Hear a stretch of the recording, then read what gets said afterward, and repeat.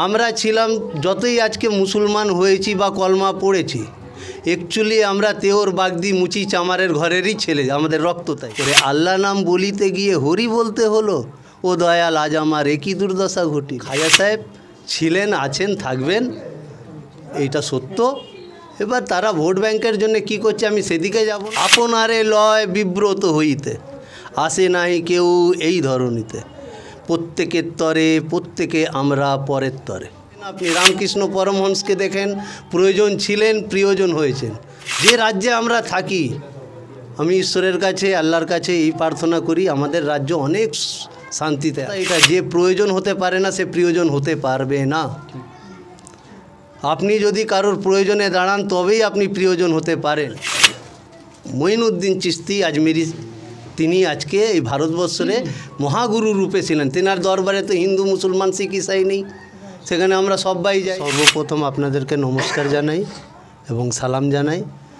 ভারতবর্ষের একটা সেকুলার দেশ এবং ঋষিমুনি এবং ফকিরের দেশ। এই দেশটার সভ্যতা অ্যাকচুয়ালি এই ফকিরি সুফিয়াম দেশ ছিল। আজকে যেভাবে দুর্ভাগ্যজনক দুর্ঘটনাগুলো ঘটছে, যদি এইরকম ঘটতে থাকে আগামী দিনে, ধরুন আমি যে জায়গাটা কিনছি, কোনো একটা ব্যক্তির কাছ থেকে কিনছি, এই ঘরটা যদি পরবর্তীকালে আমি কিনে দলিল দেখাবার পরেও যদি বলা এই ঘরের তলায় ওই ব্যক্তির কিছু জিনিস আছে তাকে দিয়ে দিতে হবে, এইটাকে কট্টরপন্থী বলা হয়। আমি এইটাকে নিন্দা করছি। সর্বপ্রথম দুটো কথা মধ্যে প্রথম কথা বলছি না, তিনটে কথা শিক্ষা করেছি আমরা গুরুজনের কাছে: আবর্তন, বিবর্তন, পরিবর্তন। এবং যে অনুষ্ঠানে আমরা হাজির নাজির হয়েছি, উপস্থিত হয়েছি, এ আবর্তন ছিল, বিবর্তন দেখছি এবং পরিবর্তনের আশা রাখি। দ্বিতীয় কথা, প্রয়োজন আর প্রিয়জন দুটো কথা আছে। প্রত্যেকে আমরা কিন্তু প্রিয়জন হতে চাই নাকি প্রয়োজন হয়ে থেকে যেতে চাই? আপনারা বলুন, প্রয়োজন হতে চান না প্রিয়জন হতে চান? কিন্তু শুনে রাখুন, বাস্তব কথা এটা, যে প্রয়োজন হতে পারে না সে প্রিয়জন হতে পারবে না। আপনি যদি কারোর প্রয়োজনে দাঁড়ান তবেই আপনি প্রিয়জন হতে পারেন। দিনের নবী হজরত মোহাম্মদ মুস্তফা সাল্লাল্লাহু আলাইহি সাল্লাম মানুষের প্রয়োজনে গিয়ে দাঁড়িয়েছিলেন, তাই উনি বিশ্ব নবী হতে পেরেছেন। অনুকূল ঠাকুর প্রয়োজনে দাঁড়িয়েছিলেন, তাই উনি আজকে প্রিয়জন হয়ে থাকতে পেরেছেন। এরকম করে যদি দেখেন, আপনি রামকৃষ্ণ পরমহংসকে দেখেন, প্রয়োজন ছিলেন, প্রিয়জন হয়েছেন। তাহলে আমরাও যদি ছোট ছোট অর্থের যদি সাহায্য দিয়ে, আমরা প্রয়োজনের দ্বারা দিয়ে, দেখবেন আমরাও ছোট ছোট বিন্দু বিন্দু 1 টাকা 2 টাকা 5 টাকা 10 টাকা দিয়েও এখানে একটা প্রিয়জনের একটা মাহল হয়ে যাবে, যে গরিব শ্রেণী মানুষ এই পরিবর্তনের হাল খুলে যাবে। আমরা প্রত্যেক দিন 50 টাকা নেশা, ভাঙ, খৈনি, বিড়ি সব খেয়ে উড়িয়ে দিই, কিন্তু একটা শুভ কাজের জন্য, শিক্ষার জন্য, উন্নয়নের জন্য যদি আমরা 10টা টাকা বের করি, আমি আশা করি প্রত্যেকটা গ্রাম অঞ্চল সুধরে যাবে। এবং যে রাজ্যে আমরা থাকি, আমি ঈশ্বরের কাছে, আল্লাহর কাছে এই প্রার্থনা করি আমাদের রাজ্য অনেক শান্তিতে আছে। যে রাজ্য যিনি চালাচ্ছেন দিদিমণি, তেনার কাছে অনেক অনেক ধন্যবাদ জানাই যে আমাদের রাজ্য কমসে কম বহু শান্তিতে আছে পুরো ভারতবর্ষের মধ্যে। আর এই কট্টরপন্থীর আমি নিন্দা করি। এবং খাজা সাহেব ছিলেন, আছেন, থাকবেন, এইটা সত্য।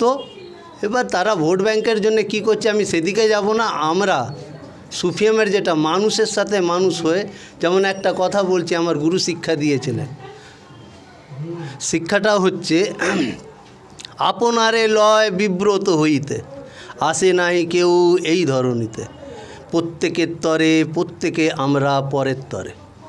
আমাদেরকে যদি বাঁচতে হয় আমাদেরকে প্রত্যেকের সাথে কাঁধে কাঁধ মিলিয়ে চলতে হবে। আমি একটা কথা বলি, আমার গুরুর গান লেখা ছিল, ওরে আল্লাহ নাম বলিতে গিয়ে হরি বলতে হলো, ও দয়াল আজ আমার একই দুর্দশা ঘটিল। শরীফে দেখুন, ইসলাম ধর্মটা উনি প্রচার করেছেন ভারতবর্ষে। কেন করেছেন যদি বাস্তবটা জানতে চান, তাহলে দেখবেন আমরা যদি বাস্তববাদী হয়, যদি সত্য বিচার করতে পারি, আমরা ছিলাম যতই আজকে মুসলমান হয়েছি বা কলমা পড়েছি, অ্যাকচুয়ালি আমরা তেওর বাগদি মুচি চামারের ঘরেরই ছেলে, আমাদের রক্ত তাই, আমরা এই ভারতবর্ষেরই মানুষ।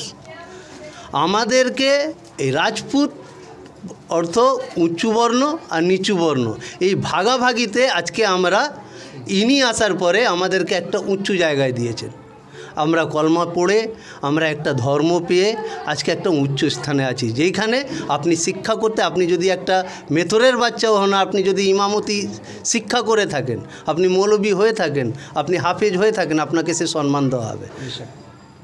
এই বাণীটা উনি করে আজকে খাজার মঈনুদ্দিন চিশতি আজমেরি, তিনি আজকে এই ভারতবর্ষে মহাগুরু রূপে ছিলেন। তেনার দরবারে তো হিন্দু মুসলমান শিখ ইসাই নেই, সেখানে আমরা সবাই যাই, সেখানে চাদর নিয়ে যাই, সেখানে জাতের ভেদাভেদি নেই। আমরা কেন সেটা করছি? আমি এই জন্যে এই জিনিসটা পছন্দ করি না। যেমন আমরা মিলেমিশে ওইখানটায় যাই তেমনই যাব। আমাদের মনস্কামনা অবশ্যই তিনি হিন্দুল ওলি, তিনি আমাদের সব উদ্দেশ্য পূর্ণ করবেন এবং করেন। আমাদেরকে পূর্ণ শিক্ষা প্রত্যেকটা ধর্মের মধ্যে যদি দেখেন যে নিজেকে চিনেছে সে ঈশ্বরকে আল্লাহকে চিনেছে। অর্থাৎ কোরআনের মধ্যে বলছে মান আরাফা নফসহু ফাকাত আরাফা রাব্বাহু, যে নিজেকে চিনেছে তার রবকে সে চিনেছে। এই নিজেকে চেনাটাই তার জন্য একটা পোক্ত গুরু, সত্য যাই বলুন, পীর বলুন, গুরু বলুন, ঋষিমুনি বলুন, দীক্ষাগুরু বলুন, তাদের কাছে শিক্ষা করতে হয়। আমরা সেই শিক্ষায় চলছি। আমি জাতপাতের নিন্দা করি, আমি সুফিয়ামে প্রতীকে আমি চলি। আমার নাম শেখ আব্দুল করিম চিশতি এবং গুরুর নাম শেখ ইকবাল হোসেন চিশতি। তিনি 1.5 বছর হয়েছেন পর্দা করেছেন। তেনার মাজার শরীফ গাববেড়িয়া 5 লায় আজ আছে।